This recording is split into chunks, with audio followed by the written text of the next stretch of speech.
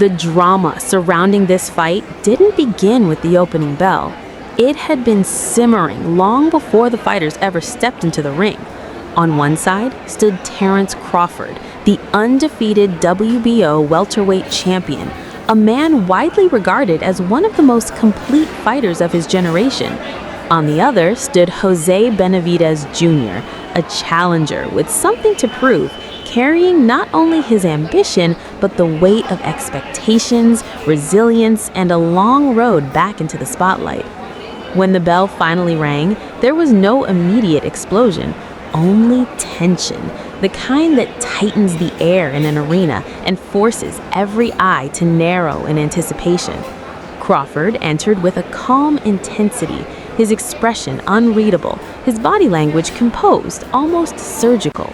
Benavidez, taller and rangier, carried a quiet confidence of his own, probing forward behind a jab, trying to establish distance, trying to claim space against a man who thrived on taking it away.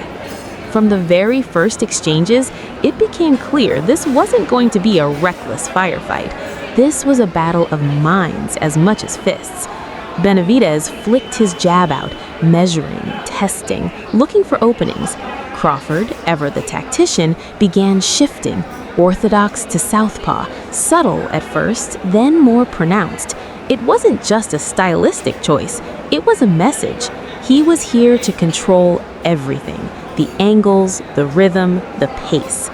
Crawford's early work to the body told its own story.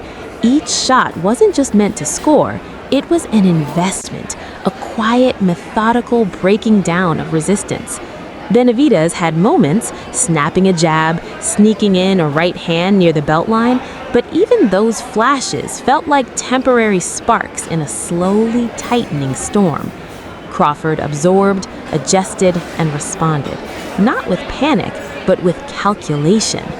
As the rounds progressed, the subtlety gave way to clarity. Crawford was beginning to solve the puzzle. Benavidez, once confident in his range, started to hesitate. His jab, so crucial early on, became less frequent. And against a fighter like Crawford, hesitation is a dangerous currency.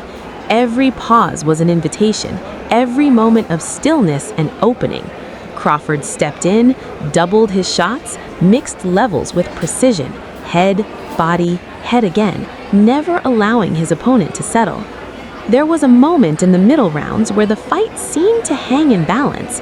Benavidez found some success, catching Crawford as he pulled back, landing a clean shot that reminded everyone he wasn't just there to survive. His corner urged him forward, his body language shifting from cautious to assertive. For a brief stretch, it looked like he might disrupt the champion's rhythm.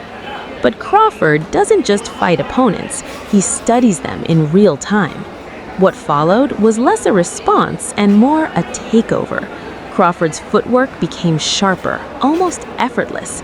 He glided just out of range, then snapped back in with counters that landed with increasing authority. His punches weren't just accurate, they were purposeful. Every combination seemed to end with something meaningful, something that left a mark.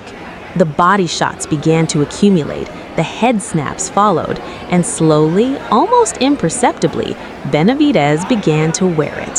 Fatigue crept in, not dramatically, but enough. His guard came up higher, tighter, those earmuffs defense moments that might protect in bursts but leave openings for a fighter of Crawford's caliber. And Crawford noticed everything. When Benavidez covered up, Crawford went to work. Hooks around the guard, straight shots splitting it, body punches that thudded with a dull, punishing sound. It was no longer about winning rounds, it was about taking control of the fight entirely. By the later rounds, the difference in sharpness was undeniable. Crawford moved like a man in full command, while Benavidez, though still standing, still trying, seemed to be chasing something just out of reach. His punches came with effort now, his feet lagged behind his intentions, and against Crawford, that gap only widened. Still, there was no quit in him. Even as the odds tilted further against him, Benavidez pressed forward, throwing what he could, trying to find that one moment, that one opening that could change everything. His heart was undeniable, his chin held firm, but heart alone isn't always enough when facing a fighter operating at such a high level of precision. Then came the final act. The 12th round arrived not with desperation, but with inevitability hanging in the air. Crawford, sensing the finish, began to press more assertively.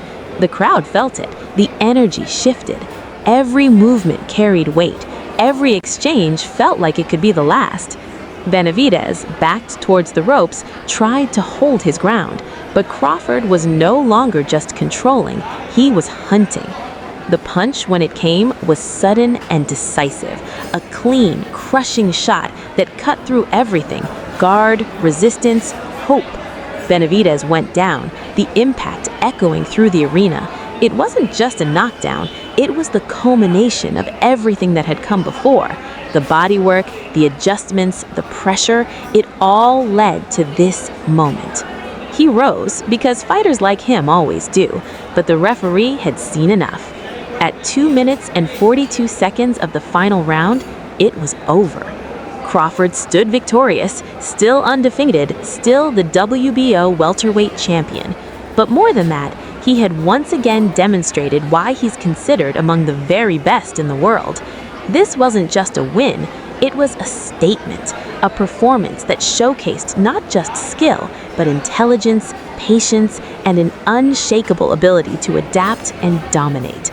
And for Benavidez, though the result didn't go his way, there was no disgrace in his effort.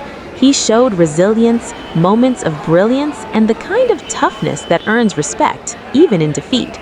Because sometimes, in boxing, the story isn't just about who wins. It's about how the battle unfolds, how the momentum shifts, and how greatness reveals itself over time. This was one of those nights. And now the question turns to you. Was this the performance that cemented Terence Crawford as the best pound-for-pound fighter in the world at that moment? Could José Benavidez Jr. have done anything differently to change the outcome? Let me know your thoughts, and if you enjoyed this breakdown, don't forget to like, subscribe, and stay tuned for more deep dives into the biggest moments in boxing history.